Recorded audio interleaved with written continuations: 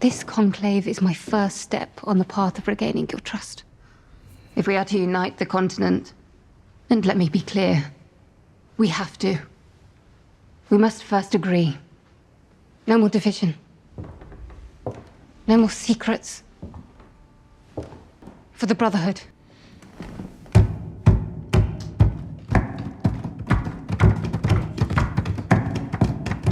Like a fungus.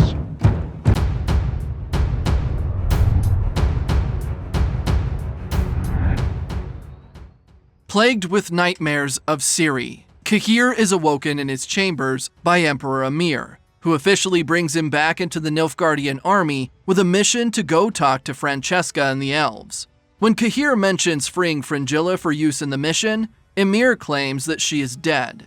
At Aratuza, Yennefer meets with the full Brotherhood Council and explains her plans to invite all the mages on the continent to a conclave. Recognizing the power of Redania's army and how the event could curry favor with other northern kingdoms in the oncoming war with Nilfgaard, everyone eventually agrees, although Stregobor remains stalwart in his disapproval. As the mages at Aratuza start sending out invitations, Yennefer meets with Tissaia and promises to hand-deliver an invitation to Philippa in Redania.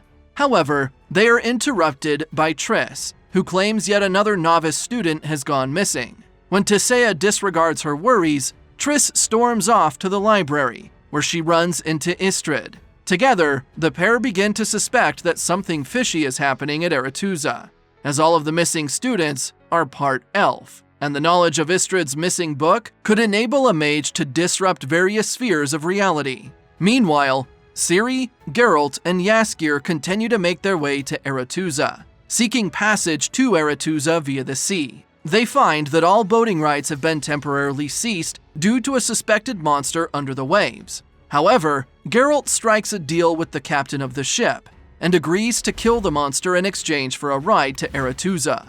On the ship, the group meets a jovial yet arrogant troupe of bards, which immediately annoys Jaskier. In Redania, funeral processions begin for Queen Hedwig, but Dijkstra and Philippa gossip nearby. After sending another royal messenger to meet with the navy commander, the pair gloat over their increased power, as the northern kingdoms have begun to propose alliances with Redania. As the funeral moves indoors, Yennefer arrives via a portal and greets Philippa, Dijkstra, and King Vizimir. Although Vizimir is less than enthused to see Yennefer, she convinces him to allow Philippa to attend the Mages Conclave. However, Vizimir also demands that Dijkstra and Prince Radovid attend as well. Back on the ship, Geralt and Ciri deduce that the monster is an 𝐒𝐻𝐻𝐻, an armored and resilient beast that is only vulnerable on the top of its head. After sharing a short and sweet conversation about Ciri's potential future as an honest and worthy queen, the 𝐒𝐻𝐻𝐻 attacks, leading to a frenzied battle on the deck of the ship. Working together, Geralt and Ciri slash at the beast with their swords, and Ciri ultimately deals the killing blow, with a stylish and skilled stab to its head. Finally reaching land, and with another monster kill under their belt, they continue toward Aratuza. Meanwhile, when Yennefer tries to take the portal from Redania back to Aratuza, she is teleported to a mysterious site of Stellacite ruins, where she is attacked by a phantom version of Geralt. Fighting off the imposter and running back through the portal, she crash lands in Aratuza, where Triss and Sabrina find her sprawled on the floor. In secret, Triss tells Yennefer that something sinister is happening at Aratuza, and that bringing Ciri there was a mistake. After healing Yennefer's wound, Triss notices traces of Stellacite left on her fingers, proving Yennefer's story. Elsewhere, Fringilla celebrates her freedom with a raunchy night of drinking, and while eavesdropping on a conversation, learns about the upcoming Mages Conclave at Aratuza. Arriving at Aratuza, Geralt finally tells Ciri about Terran, and his suspicion that a rogue mage is experimenting on young girls. Finally understanding just how serious the situation is, she agrees to take up classes and hone her powers.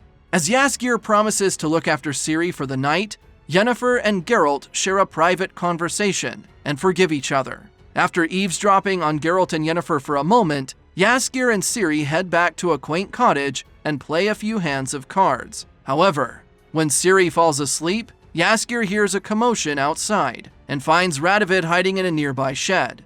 Disregarding their mutual duties, the pair share a passionate kiss, implying a steamy night spent in the shed. At the same time, 𝐒𝐸𝐢 and his men meet Francesca, offering weapons and food on behalf of Emperor Emhyr. Although Filavandrel and Dara doubt 𝐒𝐸𝐢's honesty, Francesca agrees to the renewed partnership and vows to help with Emhyr's secret mission.